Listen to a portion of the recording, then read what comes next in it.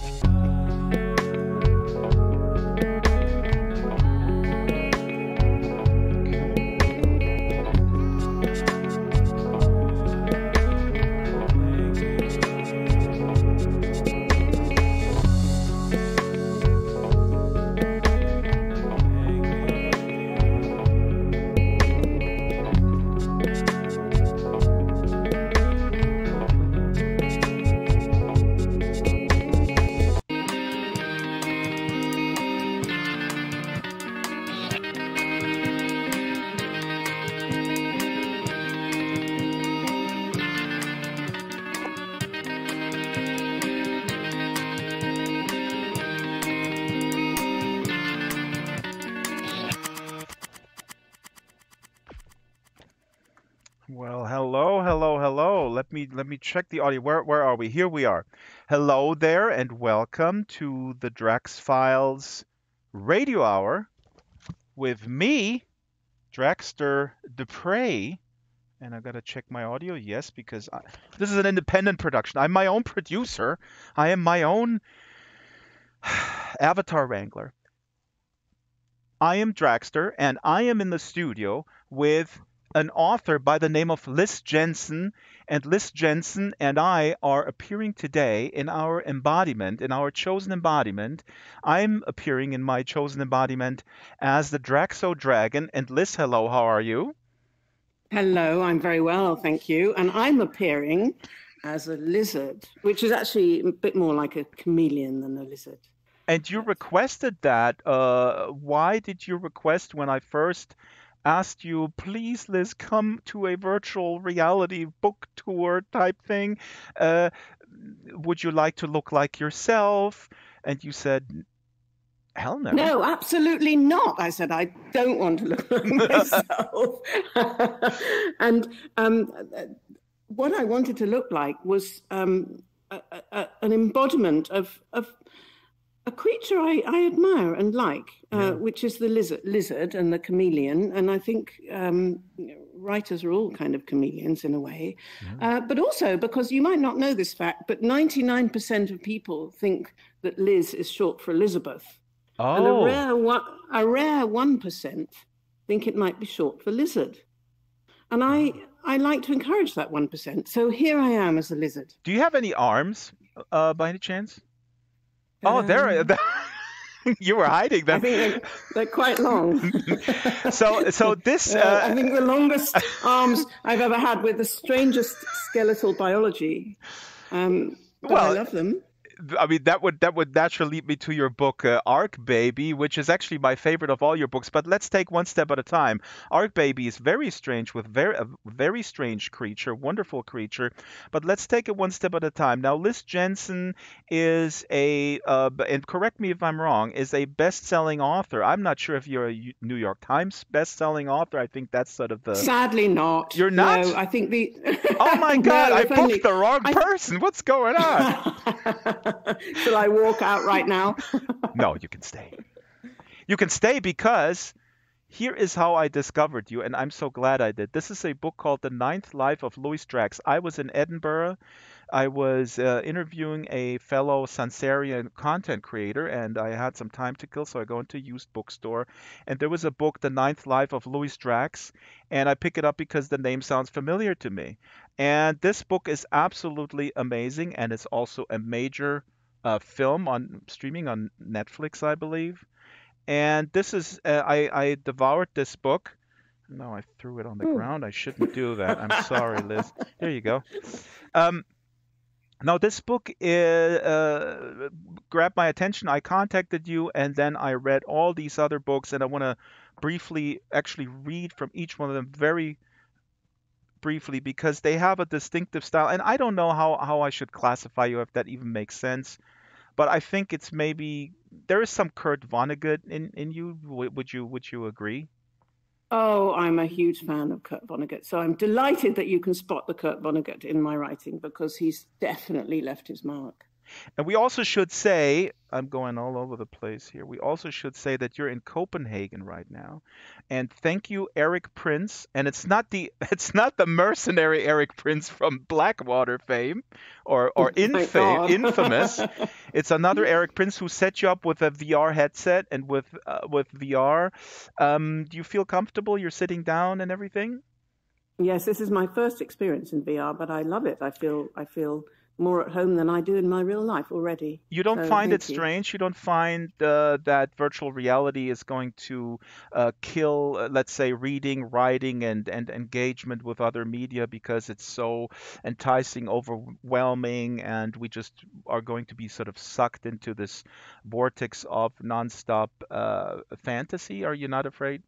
I think what it's doing for me already, because it's my first time, and I'm quite old, and I've never done anything like this before, and I may never do anything like this again. What it's done for me is it's made me feel like I'm in a dream, and that I'm not necessarily here saying the things I'm saying, and I could be making all this up. So there's a distance from it in a way I wouldn't normally have in an interview. But at the same time, I suspect that means that I will open up in a way that I wouldn't normally because it's at one remove. It's almost like very, very intimate. Right. I can't imagine, for example, that anyone's watching or listening, although I know they must be. They are, and actually I just checked if they have sound. But you're making a good point. I almost and you have a journalism background. I want to actually also talk about the transition from journalism into writing, how that was. But I always feel like when you were saying this, it occurred to me that this type of interaction that we're having, and we're standing around a replica of a kind of a broadcast table or whatever. A very old-fashioned one, and there's even like a Baker-like telephone on the table, which is very much like the one I grew up with in the 1960s and 70s in Oxfordshire. This is like a dial-up telephone. This was made by Rag, my good friend Rag from Boston. He made this. He's a wonderful content creator. He made a lot of stuff here. It's almost like radio that we're doing. The intimacy of radio can, I think, be replicated in VR because we are removed through our avatars, and maybe we are more open in a VR interview and a radio interview than we would be on a television interview where there's a constant camera sort of focused on us, and unless you're a sort of a trained television broadcaster or an actor, I get extremely self-conscious, constantly think about my double chin if I'm on camera. I worked in radio and television. I completely agree, and I've always felt that you get much, much better interviews with radio because it's less obtrusive, much less obtrusive, and you can really concentrate on the facial expressions of the other person without worrying too much about what the camera's up to. Now, I'm going to read from Egg Dancing by Liz Jensen. This is an oldie for you. When did this come out? I think 98? It came out. It was my first novel, and it came out in 1995. And A What lot do of you my remember books. about that? Have you completely erased memory about this? Do you get I anxiety remember. when I hold up the book like, oh my God, I sweat, blood, sweat, and tears when I wrote this? No, I did, but no, it's a distant, it's a happy memory because it was my first novel, Hmm. and it's like your first baby. There's nothing like, the first time you get published. So it was a fantastic experience. But I must say that and several other of the books I've written, they were set in the near future, and Hmm. of course the future catches up with you, and it would, I imagine, feel incredibly dated if I were to read it now, which I haven't. I never reread my books. Now, I have to say, Oh, and you threw it on the floor. I threw it because I can. That's Good. not an indictment. That's a love throw. Okay, I'm gonna read something here because one of the things, and again, let me say, this book I don't think is dated at all. There's some references to sort of biotech, I guess, what you were sort of imagining, because there's this gynecologist who wants to breed the perfect baby. Now, one of Yes, it was your a genetic engineering story. now I should have led I know how to bury the lead really well because I should have led that your that Liz Jensen's sex scenes are there's every book has an hilarious and sometimes very, very deep and connecting sex scene. Now, this one here in Egg Dancing is probably, or the description rather, of Hazel, the main protagonist, whose husband is a cheater and plotting with other doctors to basically have her committed into a mental institution. She describes early on in the book the relationship she has with her husband. Here it goes. It's a short excerpt. The snail has the best sex life, I reckon. No limbs, no capacity for guilt. Hermaphrodites do as they are done by. No wonder they blow bubbles. My husband's behavior in bed was peculiar, but perhaps no more than most men's. I had one boyfriend who liked me to pretend I was asleep, and another who always kept his socks on, and another who insisted that I suck his nipples while he twiddled with mine like they were radio dials. So Gregory's, that's her husband, Gregory's cleanliness thing didn't seem too way out of line. Oh, I should have met. He was very clean and always washing, blah blah blah. And if I still find myself scrubbing my nails 4 times a day, long after the decree Nisi, I have him to thank. He always insisted that we wash with soap before and after sex, and once memorably during. His bare body was so scrubbed it reminded me of spam. Gregory would always shut his eyes, so I had no idea what was going on in his head, but it must have been something musical because as matters progressed, he would start to hum and then burst into a type of marching tune in rhythm with his thrusts. It was always the same tune, and it wasn't one I had ever heard elsewhere, so I think it was his own composition. It got faster and faster as he approached orgasm and ended on a loud, triumphant note of finale. When he finally opened his eyes afterwards, he would often look quite surprised to see me.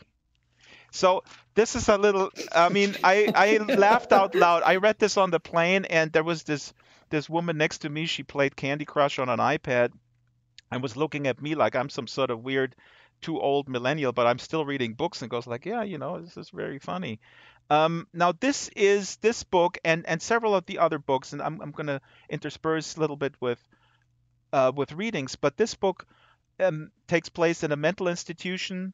The mother is in that institution. She's institutionalized.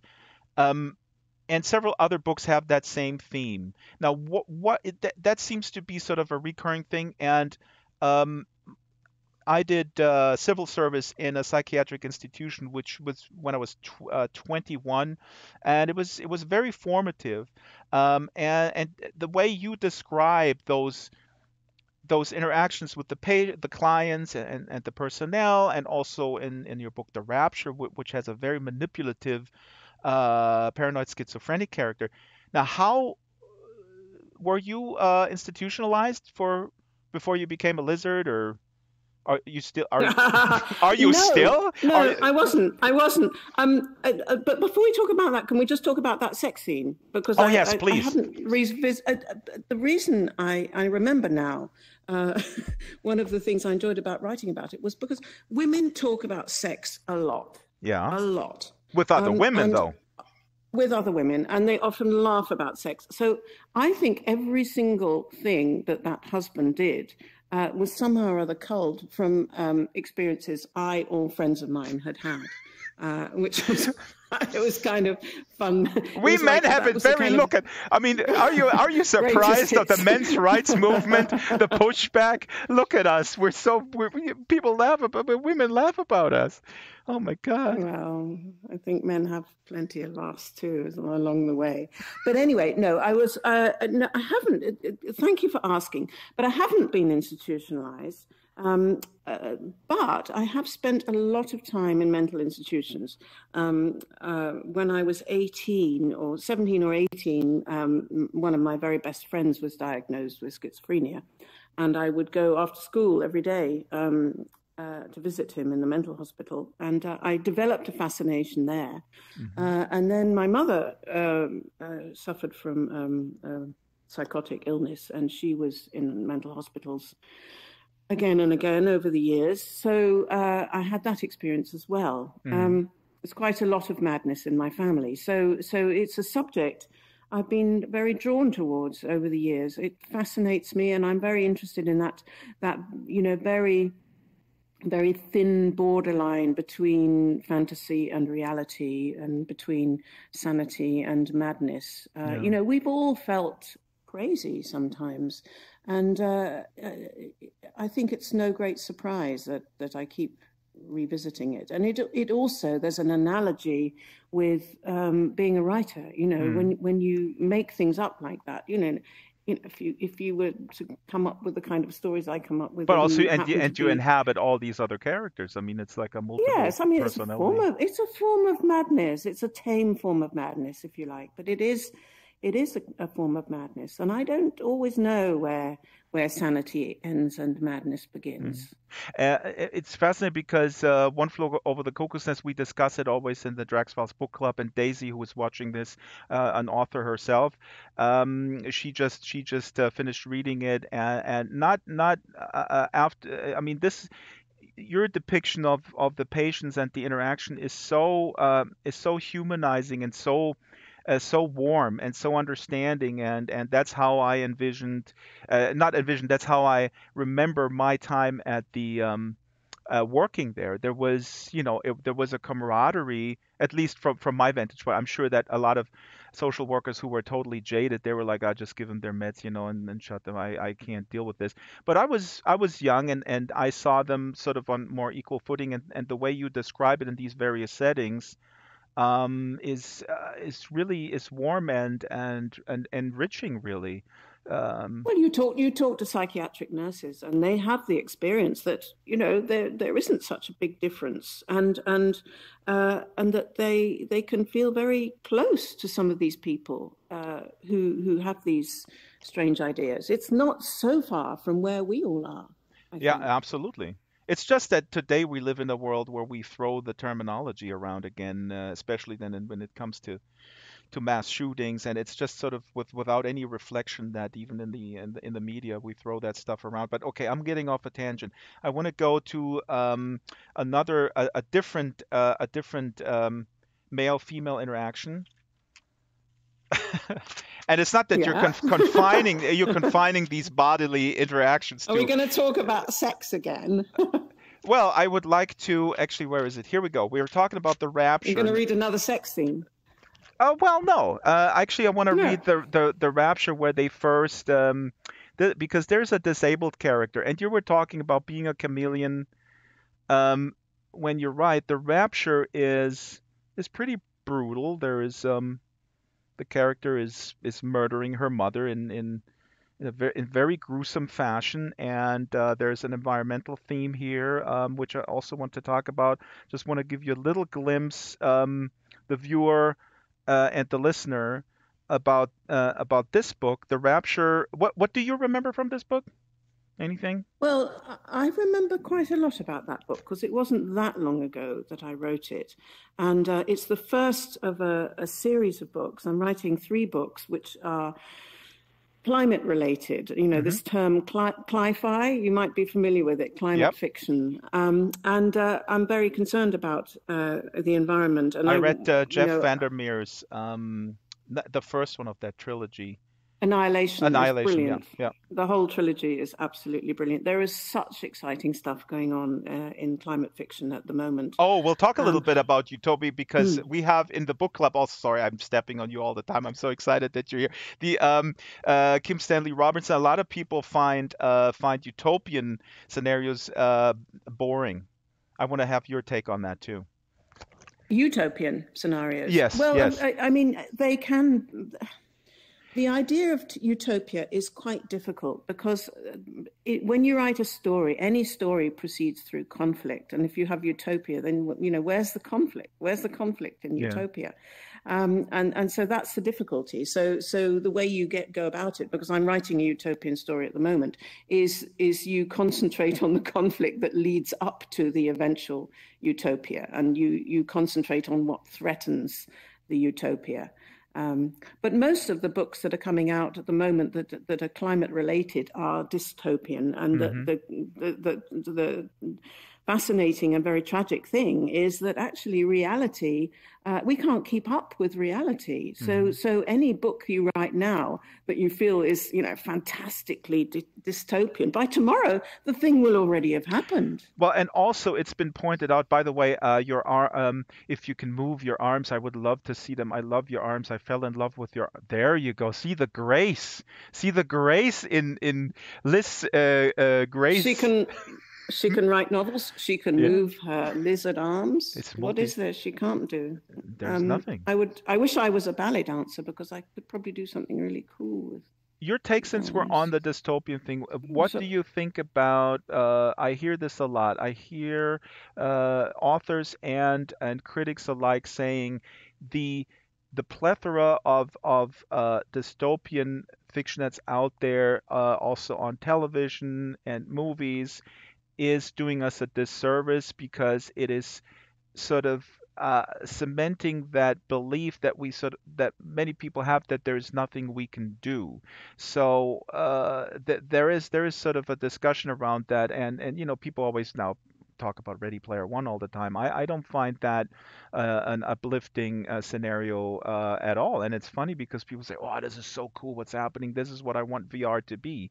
And I was like, "No, I actually don't want VR to be like in Ready Player One because, in essence, that would mean that the world has gone to shits basically, and that's the only thing that we have left." So, what is your take on dystopian novels, as entertaining and as mesmerizing as they are, that they make us more passive, I guess, in essence, is the thing. I think that's complete bollocks. I actually take a totally opposite view to that, because I think, you must never underestimate the extent to which writers, like me and many, many other people, are influenced by the zeitgeist. What we are channeling is what's in the air. And I would actually quite differently from what you posit there, I would say that this is a form of preparation.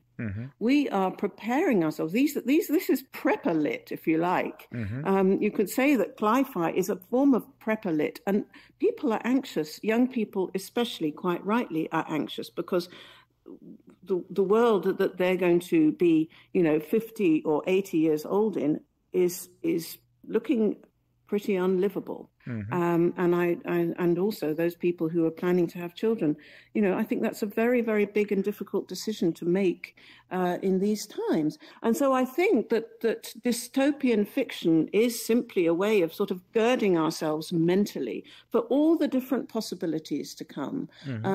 But by the same token, that's also why I am attracted now, having written 2 quite dark dystopian climate thrillers or climate-related thrillers. That's why now I'm very interested in looking at utopia, because every chaos, every Ragnarok leads eventually to some kind of rebirth, and I'm very interested in that. There's a brilliant book by one of my heroines. She's called Rebecca Solnit, American essayist, and it's called A Paradise Built in Hell. And what Sorry, she Liz, does, can you step back one? Yeah, there we go. yes. I'm sorry, you were ruining my very expensive microphones, and Oh, sorry. well, you can pay me. Sorry. You can pay me in books. That's not a problem. God damn, you invite lizards to your basement, and all they do is they ruin the phones and no no Okay, but wonderful. shall I keep waving my arms? Oh, Shall I keep oh, waving my please, yeah, as you bend the wish. arms? I just want to actually Mm. throw. I don't want to interrupt you. Please continue. But I wanted to say as you were talking, I actually think the Rapture and the uninvited to a large extent as well. They deal with there's kids murdering their parents. There are people committing suicide and ruining entire corporations. But essentially, the way you construct this, to me, these are very uplifting. I mean, at the end of the day, they're actually quite uplifting. In The Uninvited, for example, I mean, the end is open, but Hesketh, the main protagonist, is going to an island with his adopted son, and there's an outlook that could be extremely positive if you keep going in your head. The Rapture, likewise. I mean, the schizophrenic teenager here who murdered her mother, she confronts her abusive father and basically, in a way, comes clean with that because she has the opportunity to tell a television audience and a sizable live audience, because he's a televangelist who abused her and put her in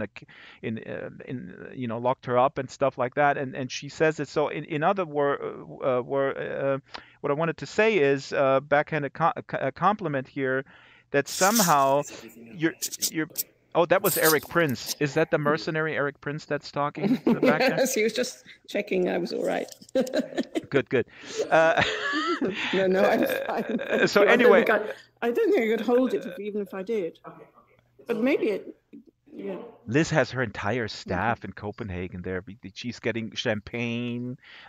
She's getting champagne. She's It's getting actually just water. caviar. I'm just Oh having my God. water. I'm gonna have them fired. I'll fire these people. Um, And then I'll so put it on the floor. Okay, thank you. so anyway, long story short, Yeah, doing great. Thank you.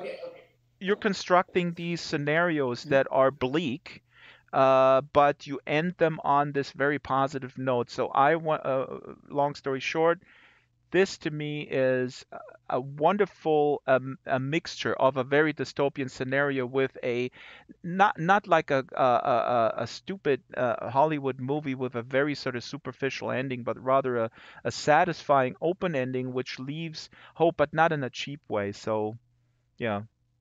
I'm Well, your biggest I'm fan. glad My you wife inter. says I'm your biggest fan. I don't know. I mean, do I get Oh, a gold star or well, you get many gold stars, and you have a very intelligent wife.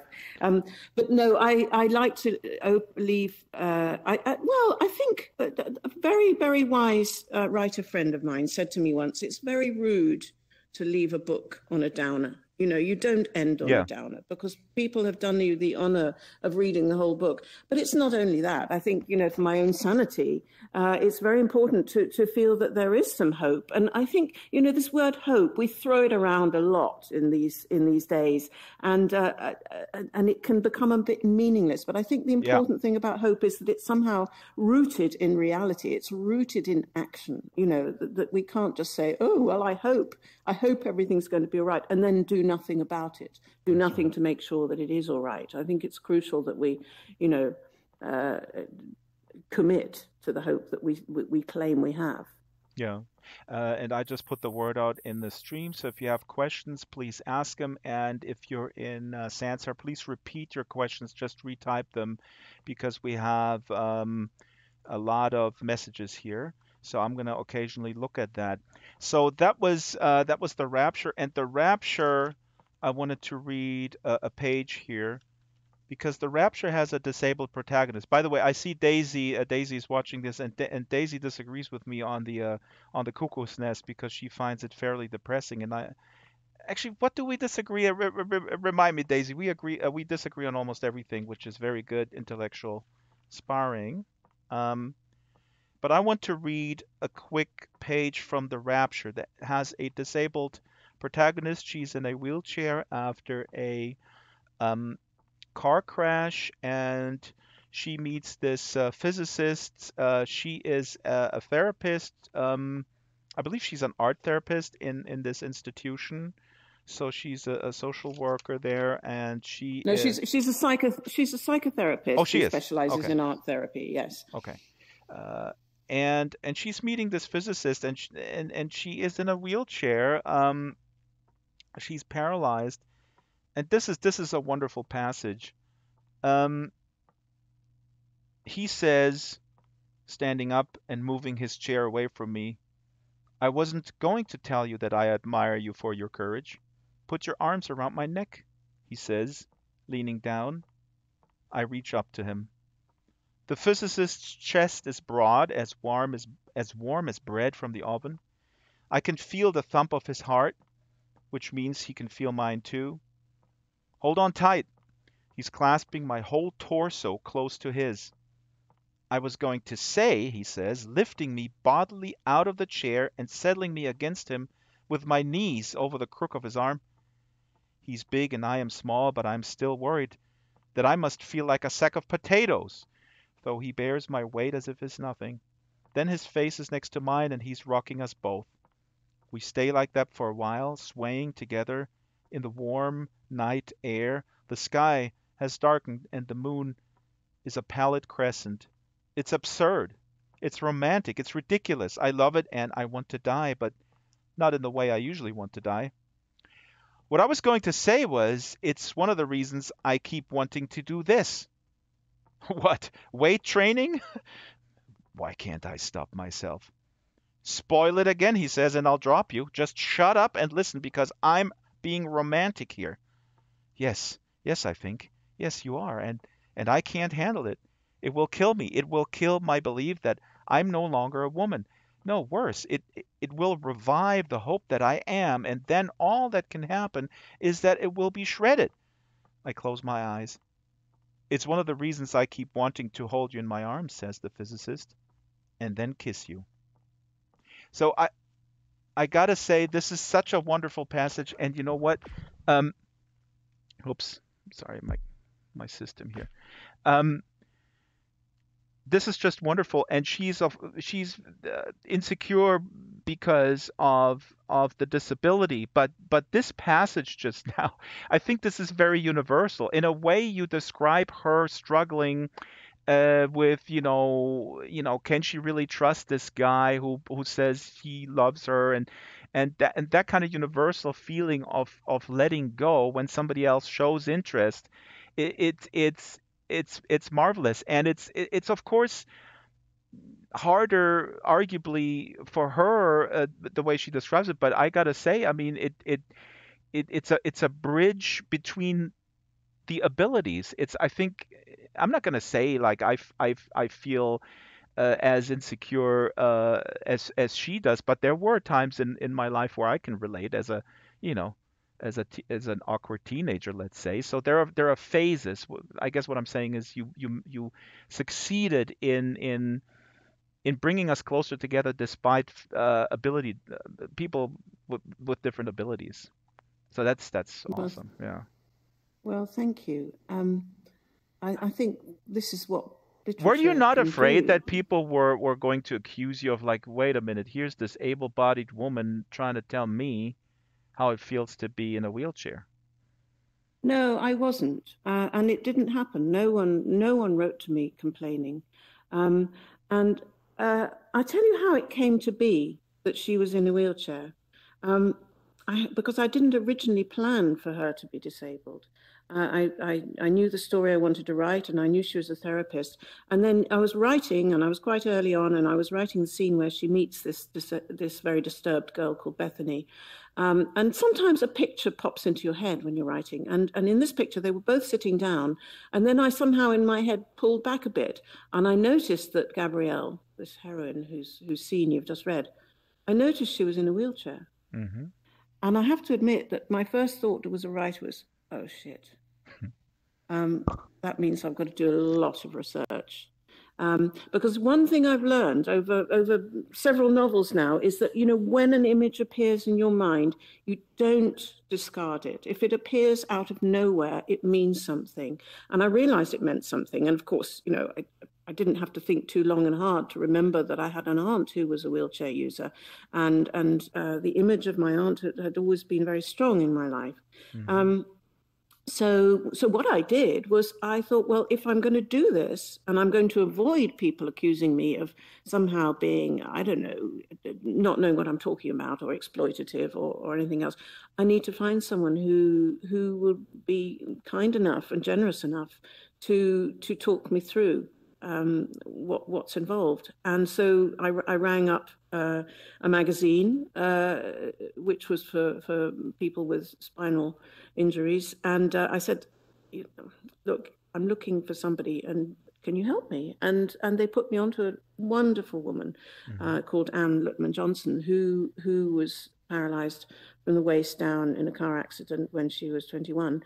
And she said, we had lunch and we just hit it off immediately. I just really liked her. She was very funny and cool. And she said, ask me anything you want.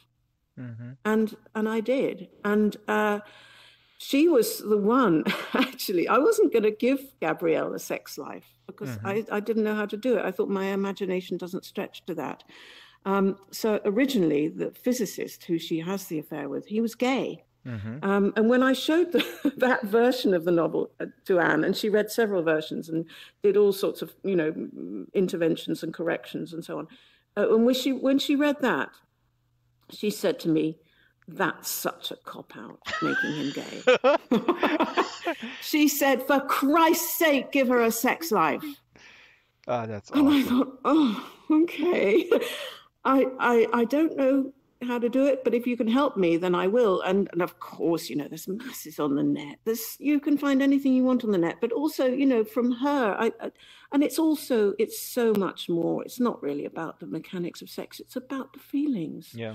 And we've all been there. We've all felt, whether we're, disabled or not, we have all felt unlovable or insecure, or like someone somehow stringing us along, or we've all feared being a man or a woman and unleashing, those passions inside us, because we can be horribly hurt by them, and we know that we're putting our souls on the line. So I think a lot of what I wrote came from me, but much of it also came from Anne's belief in me that I could do it. She said to me, she earns a little money on the side as, and I don't know, Daisy, correct me if I'm wrong in the other chat, just put it in there, sort of a consultant, I think. She gets drafts sent to her that involve disabled characters, and then she gives her feedback to the editor and then to the author by extension, if this is an accurate description or what they should change. And yeah, it's called a sensitivity reading. Yeah. A lot of people do that when they're not sure about whether they got the facts and the feelings right, and I think it's a very sensible thing to do. Yeah, and Daisy told me, like, at one point she stopped doing it because the stuff that she got sent was so awful. And she was just like, there's no point, because I have to send it back and say, this is so awful, you got to throw the whole thing in the trash. But the way you did that is that's just awesome. I'm looking. And I learned so much. I learned so much from it. And the wonderful thing about being a fiction writer is that you get to try out all sorts of other lives. So I love being a man. So incredibly liberating. Does that convey how I feel about being a man? Yes. It's true, though. I think it's like, being an avatar or whatever else. You discover another part of you. It's like when you speak another language, you are a different person in another language. I'm not the same person in a Danish or French as I am in English. Inevitably, I'm a different person on an airplane because they call me Mr. Drax. But you also called me Mr. Drax in my email, which I appreciate. That's great. I like calling people I like addressing people in a formal way, That Mr. is Drax. really nice. But we are all different Mrs. people. Jensen. We're all different people on an aeroplane. Who hasn't Yes. blurted some deep secret to somebody on an aeroplane, knowing that we're never going to see them again? Or is it Are, just me? are you writing a book about an airplane? No, no, Okay. I'm not. I was just trying to Okay. Now the next question that comes up, because you're talking about men, I want to read one more thing from the uninvited, because this has another type of men, and maybe you want to set this up because you told me in the pre-interview that the character of Hesketh, who is an anthropologist who works for a big firm that does sort of investigates corporate fraud, I guess. He is has Asperger's syndrome, I believe, is the and he's very sort of formal in his interaction. He's calming himself down by folding origami, sometimes in his head if he has no paper available.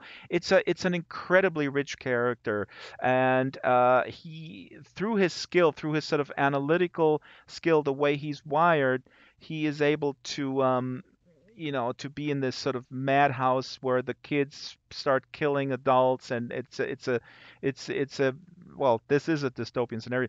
But anyway, so you told me that men came back to you and said, yeah, I kind of feel like Hesketh, or were Well, men. they thought I had modelled him on them. Three different men who I know thought that I had used them as my character, and they were quite flattered by it as well. I have to say, because he's very good looking. Yeah, yeah. Um, And he has lots of the women Women adore the him, women and then adore they him. don't understand why he behaves the way he does. I never say in the book that he has Asperger's syndrome, by the way. I Right, think I lead you to believe it, and we all right, know somebody who is a little bit on the spectrum, right. and I'm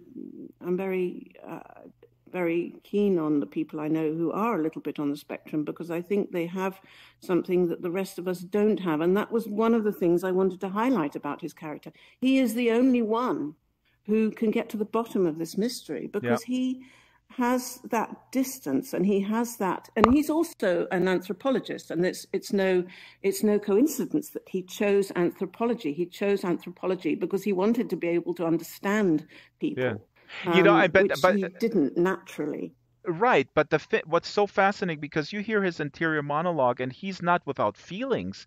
He's a very he really cares about people. I mean, there's a whole range of feelings there, but people look at him, and and his was it his girlfriend, or was he divorced? I forget.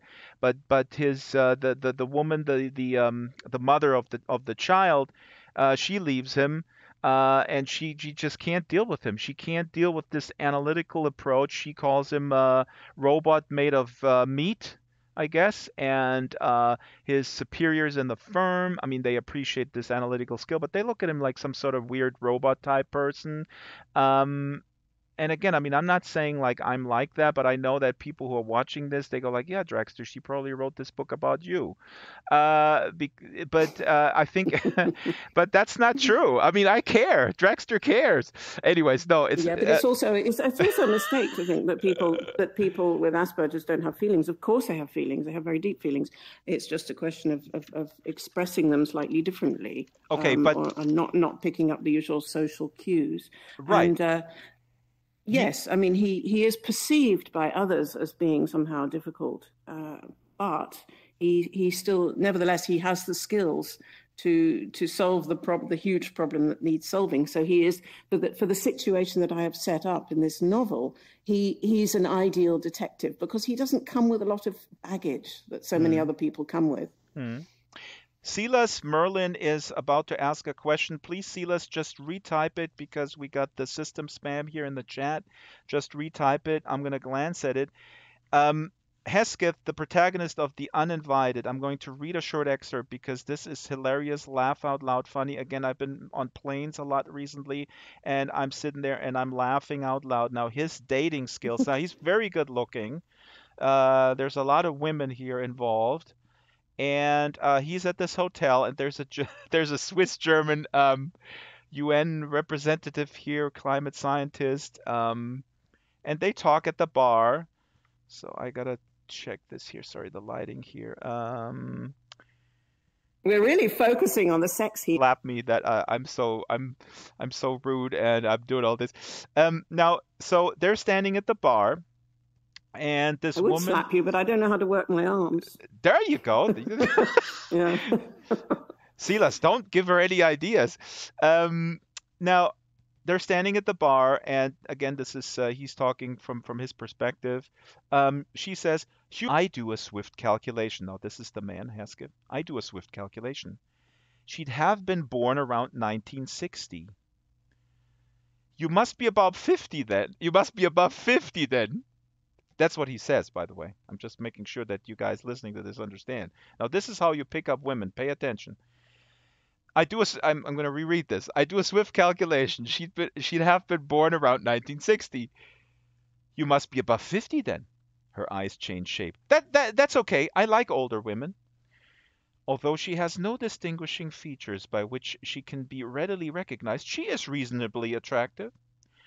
I haven't had sex in 216 days, and I feel the need with a sudden urgency. So I ask a few personal information type questions by way of a warm-up. Where do you live, etc. I learn that she's based in Geneva but travels a great deal, which means she can't have a dog. But she would like one. I ask what breed, and she says a King Charles Spaniel. I tell her I have an as yet unchristened fish. When I ask her if she'd like to join me in my room, she understands what I mean immediately, but claims she is ein bisschen überrascht. This is in German, a little bit surprised, a little taken aback, and suggests we have another drink first, sich kennenzulernen, to get acquainted. I thought we've done that. I don't want another drink. But I buy her a second glass of wine and wait for her to finish it. Now, Liz, this is hilarious, and he's cutting straight to the chase, and he believes that he has done the ritual of warming up, asking these perfunctory questions, and then he's done the verbal foreplay, according to him. Right. Okay. So what should he have done? Because she wanted it too. Well, it worked. I mean, they had sex. So, right. What are you trying to tell the reader here, Liz? I'm not saying that this is the way I used to pick up women before I got married, but I mean, I'm asking for a friend. We've all been chatted up in slightly clunky ways. It doesn't necessarily mean it's not going to pan out.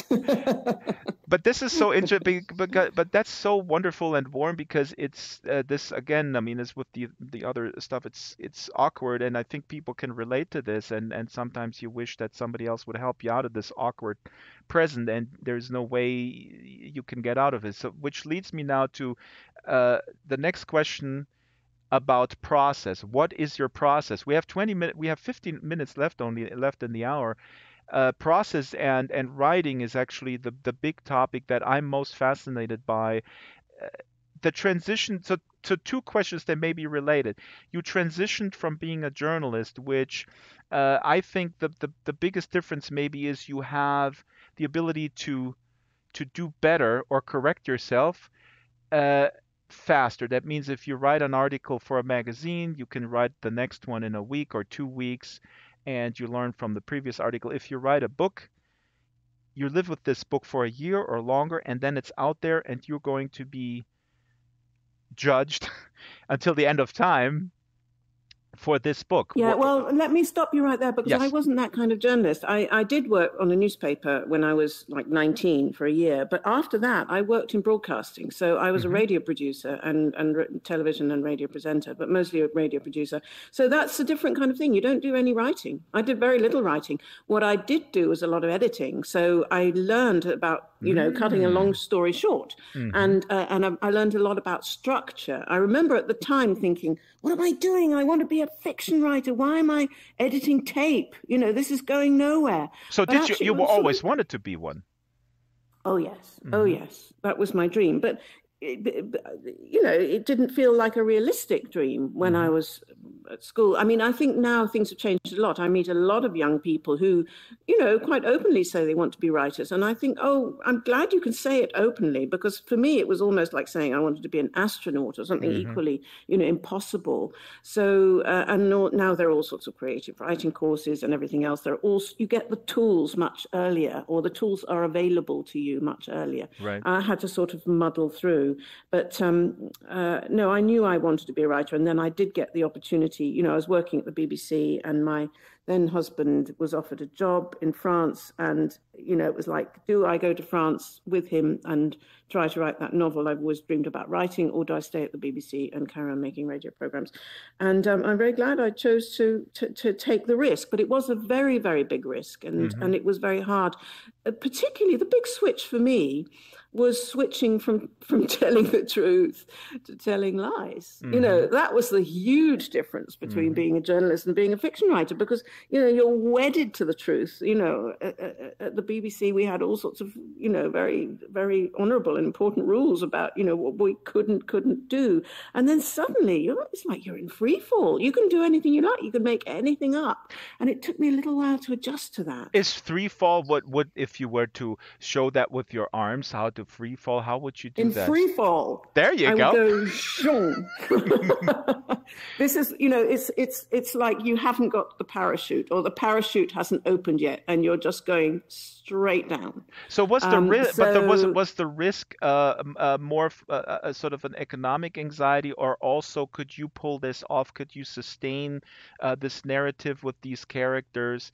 I mean, leaving aside that, this is a very important point that you made with sort of lying versus the truth. But I'm wondering, the risk and the anxiety, did it come from sustaining the narrative, or having a narrative that is interesting enough to get readers, which is linked to economic anxiety, because if nobody finds it interesting, it won't sell. So yeah, take it where you will. How?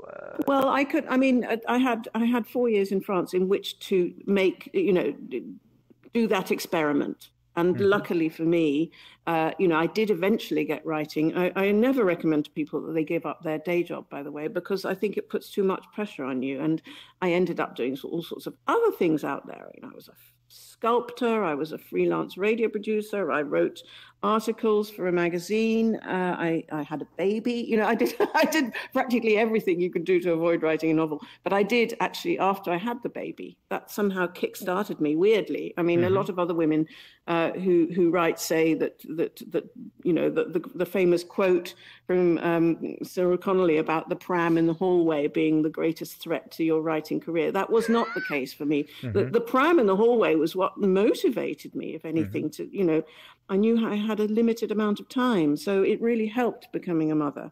Um, but I think a lot of it was also learning to be alone. I think a lot of people who have the dream of writing novels, and there are so many of them, of us, I should say, it's lonely. Yeah. And coping with that, being alone, sitting on Yeah. your ass all day long, 8 hours a day in front of a screen, or, in front of a notebook or whatever, it can be very lonely. So I had to actually learn to like my own company. I think that was one of the hardest parts about becoming to be a writer. And then, of course, once you are writing regularly, and it is your livelihood, and you do it most days, then you need that solitude. Right. And I really fight for my solitude. I crave my solitude, and it's very, very important to me. I live with another writer, and we worked together in the same apartment here in Copenhagen for the first Hmm. 3 years when I moved here. And then I realized, no, I actually need to be alone. So I got an office, and that helped a lot, because, Hmm. solitude is vital. Hmm. This is a wonderful point. I want to read a few comments here. Um, Bluebell is saying in the chat, this sounds like create. She's a 3D content creator here in Sansar. She says, sounds like a lot of creating in Sansar. It's very scary to have that much freedom and almost no Mm. limits. That will be my next question. How do you kind of confine it? Because your books are so very tightly plotted. I mean, there's a wide variety of crazy ideas. I mean, you cram a lot in there, but it that doesn't really seem convoluted to me. It seems very tight. So I wonder how that then goes. Once you have sort of the first draft, how do you, brutally cut it? And I almost know your answer because you've been a radio editor, so you have that skill, I guess, that maybe you learned through that process. But I wonder, how do you strip ideas? How do you throw ideas away that you may be in love with, but that they just don't fit here? I mean, do you keep them for later, or you just brutally say no, be gone? I'm very good at saying brutally, be gone. I'm writing a book at the moment. I'm halfway through it, but I have abandoned 3.5 novels before this one because I was not satisfied with them. And But one of them was finished, and the other ones it were, was finished. Oh, wow. oh yeah. Hmm. I have a high throwout rate, shall we say. I don't write novels that are way too long and then have to cut them down. Hmm. It's not like I write 200,000 words and I have to cut them down to 80,000. I write novels that are, between 80 and 100,000 words. And I tend to edit as I go along. I tend to polish as I go along.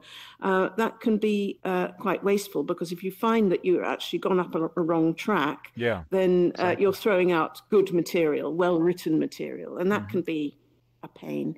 But over the years with 8 novels, that's simply the way I have found myself writing. I don't plan ahead, except when I get to around halfway, and all stories, what they are is simply, in a nutshell. And I sort of quote Kurt Vonnegut on this. Kurt Vonnegut was wonderful about story structure. And he said something along the lines of, a story is about getting your people into a mess and getting them out again. Hmm. And that's Hmm. all it is. Hmm. So I'm quite good at getting all my people into a mess. And then there comes Hmm. a very, very difficult part when I think, oh no, I've got to get them out again. And who am I going to get out? And how am I going to get them out? And why am I going to get them out? And where's it all going? And then I have this massive existential crisis. As my friends know, I go into a kind of meltdown. Ah. But you have to, I think, trust your instincts. And I think my instincts about what to write about have been quite strong. I mean, you can't write about something that you don't care about. You That's right. can't That write a leads book us. that you're not passionate about. You are very good leading, just like a very seasoned radio producer. You're looking at the clock and you're How leading did us I'm so that not. we're not skipping. Yeah, we don't have any clocks in VR. That really sucks. And Uh, I'm not reading your mind either. but you kind of are, because I was thinking like, oh my God, how can I find the transition to now actually an important question of a responsibility to look at current themes. Now, not only that, but related to that, we talked about this in the pre-interview. My personal opinion is that artists have to take a stand today, or I mean today more than ever before. And Yes. they shouldn't just say, well, I'm not interested in politics. I'm just a musician, writer, whatever. That's a real cop out. But you are also again in this sort of climate fiction genre. So take it where you will with this. I mean, what's your take on public appearances, being asked questions on politics and social issues, uh, and also the responsibility that writers have to write about that, about current issues, or have them somehow reflected in the narrative. I mean, is there a Well, requirement? I'll say first of all, no, there is absolutely no requirement, and I think it's wrong to expect that all writers should feel political and be political. And what kind of range of books would we have if everybody had some political hobby horse, or some political stand that they wanted to take, and they were somehow using their novels to do that? Because then we would have nothing but didactic No, we novels. only had Ayn Um, Rand oh my God. I Oh, mean, God novels help can us. be very, very powerful and very motivating. It's true. So I don't take a stand on what other writers should and shouldn't do. I think they should simply do what their heart tells them to do, and go where their imagination takes them. Because what can we do but offer the very best of what's in us? Having said that, writing about the climate and about the great mass extinction that we're living through, the collapse of biodiversity. And these are things that have happened in my lifetime. A lot has happened in my lifetime. You hear this thing about the Chinese curse, may you live in interesting times. But actually, I genuinely think these are the most interesting times that human beings have ever lived in, because we're on the brink or en route to something pretty catastrophic that is going to affect the generations to come. And you can't help, or I can't help as a writer, think very hard about that. And now, if I were any good at being a public speaker or a politician or anything of that ilk, I would go and do it. I would be out there trying to be, Bill McKibben or Al Gore or Naomi Klein or, any of these wonderful people, George Monbiot, who's a great hero of mine. I would be doing that. But I don't have those skills, the skills I have, the few skills I have. I feel it's important that I channel them into my fiction. And yes, and channeling and by moving your hands. Yes, and looking up and your wonderful You're not face. in front of me anymore. You're not in front of me anymore. Where am I? You've disappeared. Oh, there you are now. I just came down. Oh, hi, Eric. Hi. Eric's come back in. I think we're wrapping up in a minute. Okay. Yeah. Are we? Oh, we have some more questions. Anyway, can we go over 10, 15 minutes tops? Yeah. Oh, can we go over, Eric? Is that okay? Of course. Another 10 minutes. Just letting you know I'm here. Yeah. Have you got my wine there? Can I have a sip of my wine? Oh, God, wine and VR. That is... Oh, let's see I've got this. to sort of hold both my hands in one Let's hand. see this. And No, then you can still hold... No, I can't. Uh-oh. Oh, see, look. I'm doing the sound effects while Liz is one sip drinking. was all I needed. Thank you, Eric. Let me just say It's Liz, Friday night in Copenhagen. That's all I'm going to say on the matter. Liz is in Copenhagen, and with the wonderful Eric Prince from Simmers. I'm actually going to put this in the description. Eric has Who does some amazing stuff. It's kind of mind-blowing. Mind-blowing stuff. Augmented reality, Eric does, and he was kind enough to host Liz, and he has a VR setup. So I'll link to Kimmers is Eric's company. That's immerse.com, but we'll link to it. I want to throw in a couple of questions that are coming here, which are very interesting. What would you recommend? Ayashin is asking if there's any book that you recommend if one wants to start writing. And I know that you're giving workshops, so maybe you want to talk about that. How do they go down? And actually now Ayashin here is also suggesting, why not do a workshop in Sansar, maybe with sort of a PowerPoint or little props, and this is something to think about. Cool. You could reach an entire. Cool. I could be a lizard and give creative writing classes as a lizard. Yeah, and we could do a little like a masterclass workshop type thing as a lizard. And you could have the specific environment that you want it to be in, or that sort of reflects the topic. You could have different props, little blocks or whatever, and you could actually charge an entrance fee. You could sell tickets because this is there is a currency built in now. But tell us a little bit about the books I recommend. The books I recommend. Yeah. Well, I recommend to everybody, more than anything else, that they just read and read and read and read and read, and any books, but particularly in the genre or writers they admire. And genres they're interested in. Just know the territory that you're working in. When it comes to creative writing books, there are so many excellent ones on the market. I always recommend to everybody that they read the famous and brilliant Story by Robert McKee.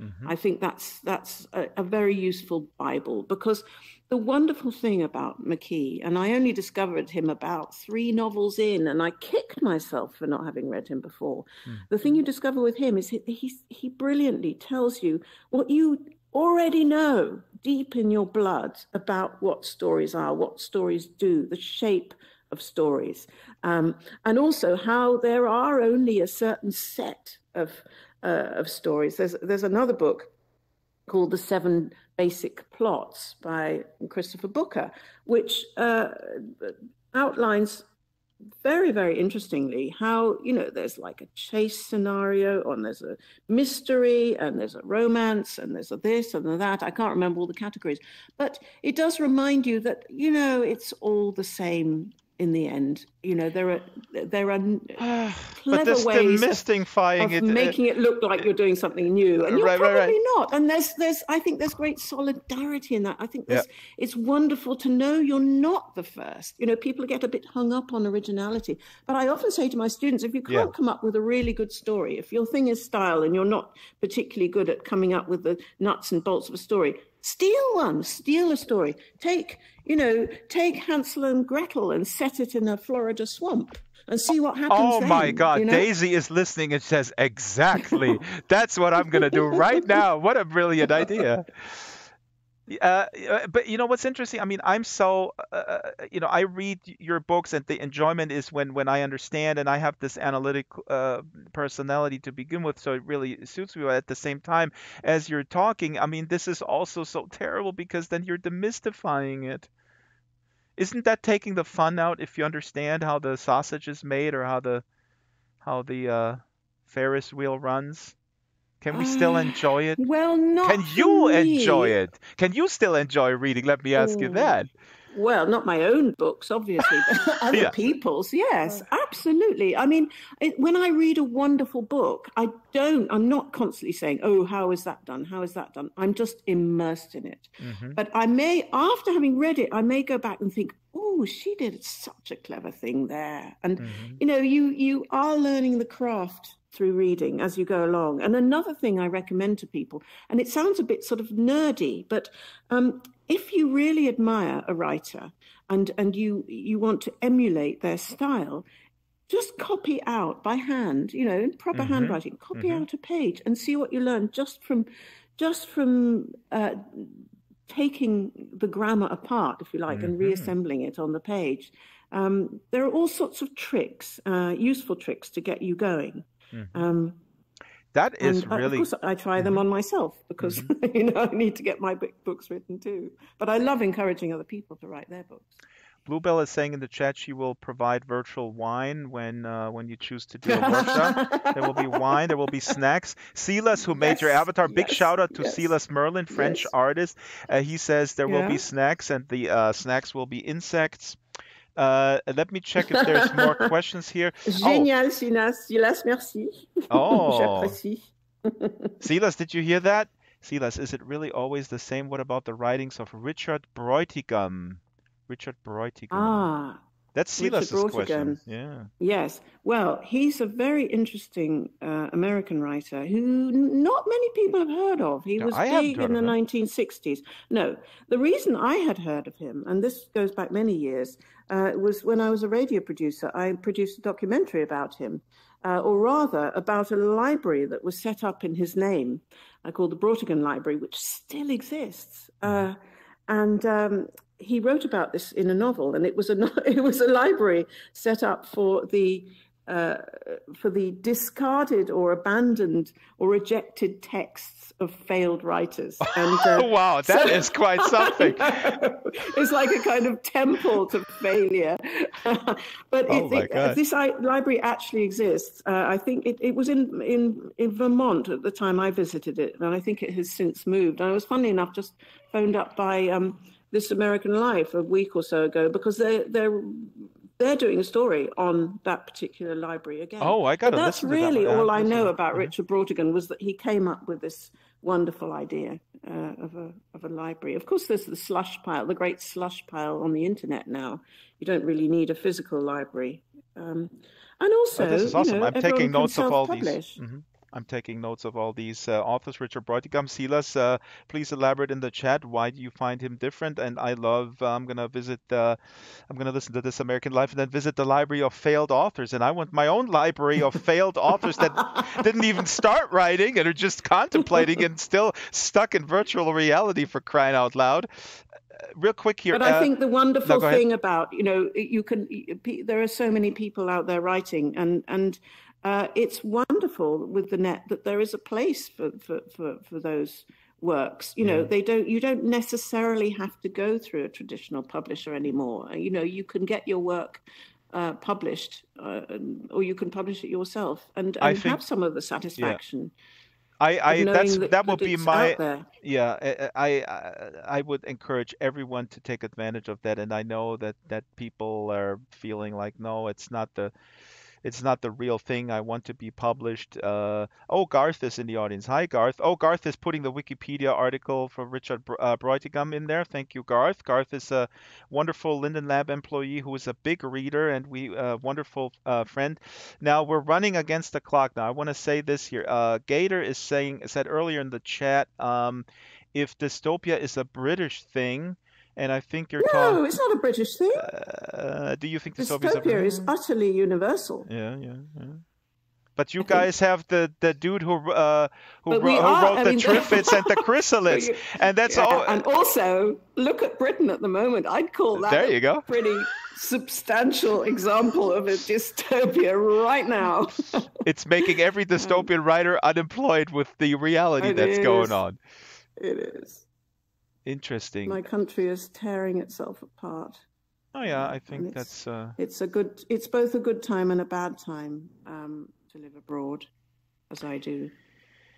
uh But that's I don't another want story. I don't want to end on a depressing note because I tell my American friends that the situation in Germany is very related. The broader issues are very related. They're very global.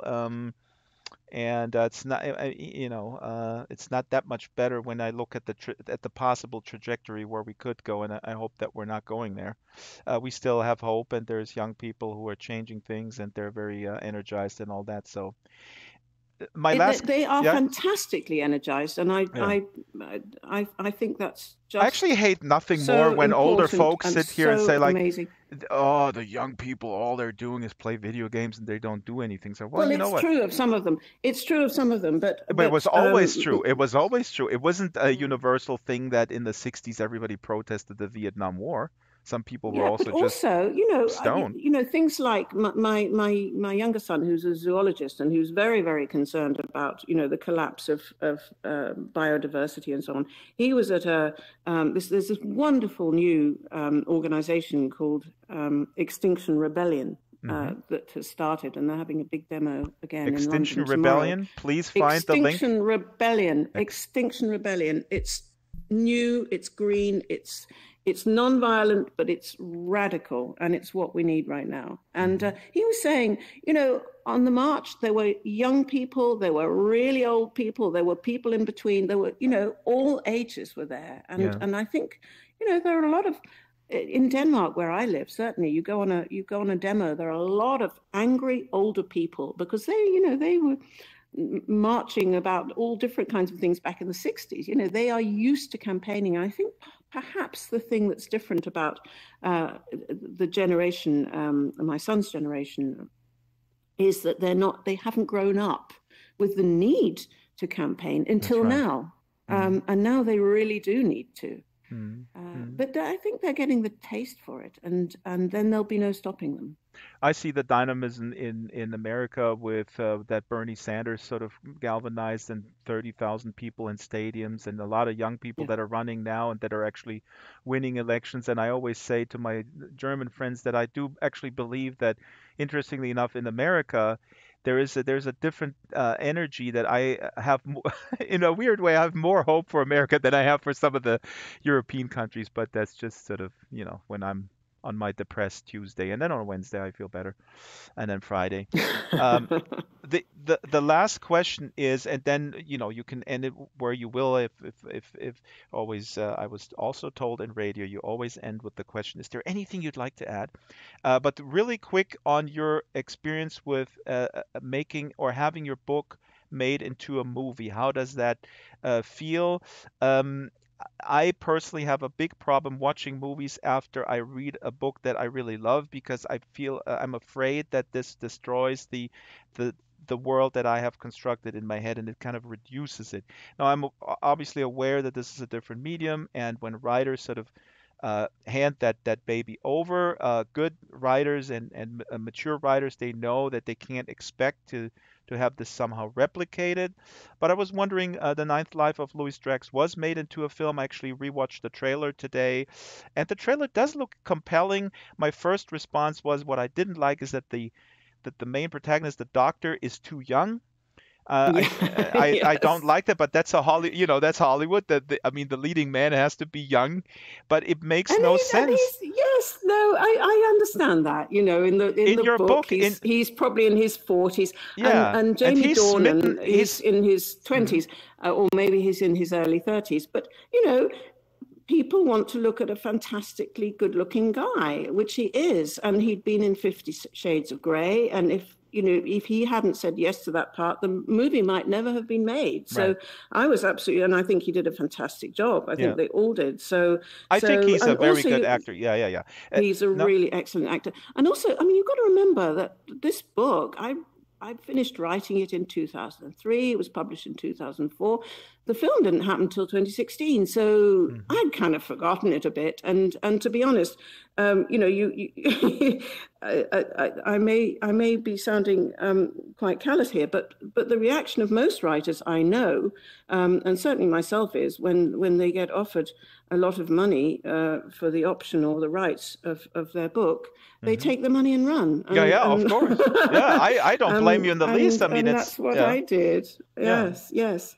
Incidentally, do you know who I sold those rights to back in 2004?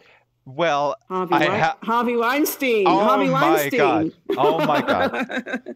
Yep, So do you yep. have a? Oh, Um, please don't tell me you have a Harvey Weinstein story. Have you met with him personally? No. no, I didn't meet him personally. I spoke to him on the phone, and he Wow. said, "Liz, we're going to make one hell of a motion picture." And Oh God. and then actually, I it get the was a long, creeps complicated story. But yeah. by the time it got made, it wasn't him in charge anymore. It was Miramax that was no longer him. He was no longer involved in it. But I was very grateful to him because Hmm. he wanted to do that story. Uh, yeah, Hmm. Wow. monster though he is, A monster made your movie. yeah. Well, that monster made a lot of movies, A lot some of of them very important really movies. excellent, Yes. and which all goes to show that we are all very complicated people, and there are many sides to all of us. Yeah. So yes, there's the light and there's the dark, I- and in that I was glad that movie was made. I was very glad it was made, and it starred a wonderful young actor, and we mustn't forget the child actors, yes. Aidan Longworth, who was just brilliant. So this is a He nine. was Let me just playing a refresh. 9-year-old boy. This is a 9-year-old boy. He is in a coma. He's in a special coma clinic, and the doctor has this relationship with him, and it's unclear how he fell. He fell. He had a lot of accidents. The mother is very charming. She comes in very sort of obsessed, I guess, and yeah, very very mysterious.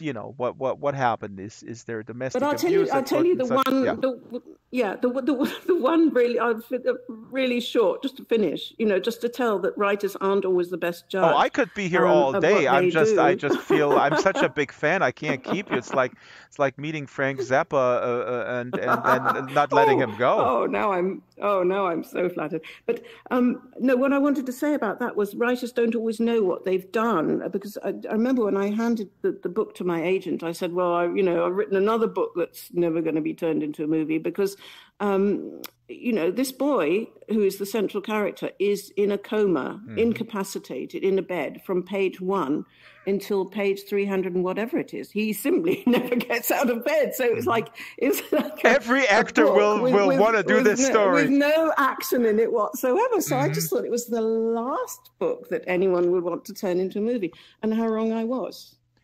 Why do you think this resonated among these other books? Because I actually would say that some of these other, like Ark Baby, is so wacky. I mean, it's awesome. And today with special effects, you could totally do this movie. I hope this gets revisited. I mean, is there a chance that people revisit? How does it? I don't know how this works. I mean, do you have an agent who is constantly I have a wonderful agent. She should push this Ark Baby book. I mean, this needs to be made into a series, as far as I'm concerned. Well, I think that's one of those books that's probably, as they call it, film proof. But I don't know. You never know what might happen. For me, the important thing is although it's lovely that there are certain things in development at the moment, that's great. But for me, the important thing is to move forward with the writing, because you can't just sort of rest on your laurels and think, oh well, this might one day be turned into something by somebody else. You have to keep testing yourself. You have to keep and that's going.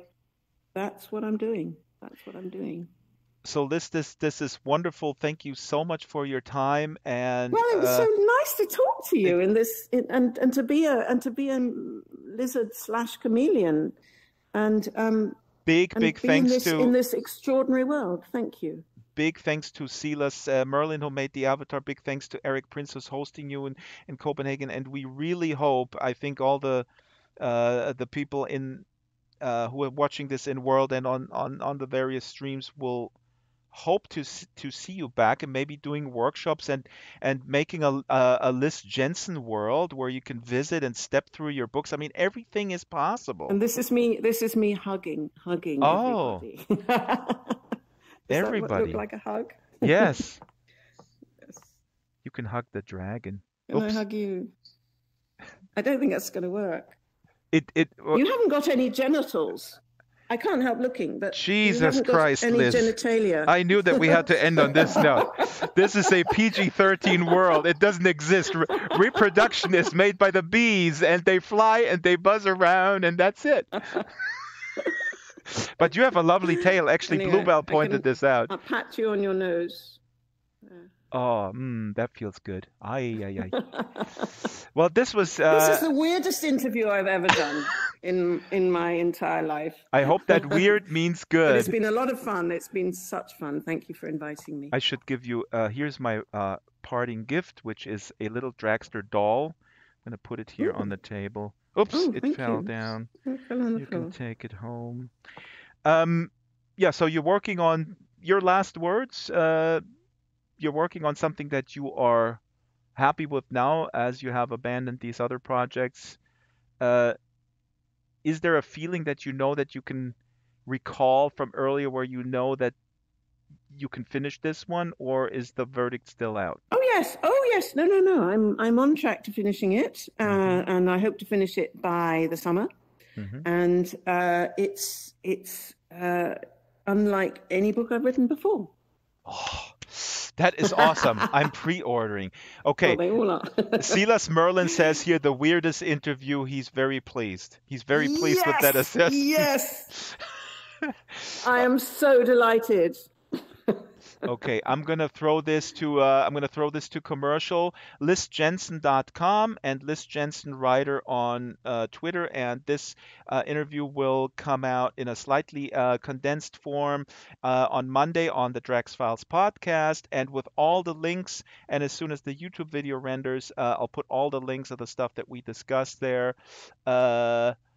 Wait, Loki is saying something. Well, you guys are too late. We're out of time. Thank you, Liz, and thank you for having me. Thank Mr. you very Drax. much. Don't. Now you can drink again without the fear of having it spilled. I can get back to my Friday night Danish hygge. Is that what the Danish people do? Called hygge, yes. Have you not heard of hygge? That's another story. But it means conviviality. Oh no! I heard about that because it's very popular. it's Yeah. super hip in Germany too. And I think even in America. I don't know if I heard this in America first or in Germany. Okay, Liz, goodbye, and goodbye, listeners and watchers. Thank you so much for watching. Goodbye, Dragster. Thank you. Bye. Bye.